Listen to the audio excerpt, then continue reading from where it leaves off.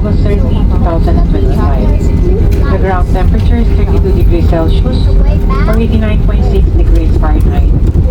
Remain seated with your seatbelt securely fastened until the seatbelt sign is switched off.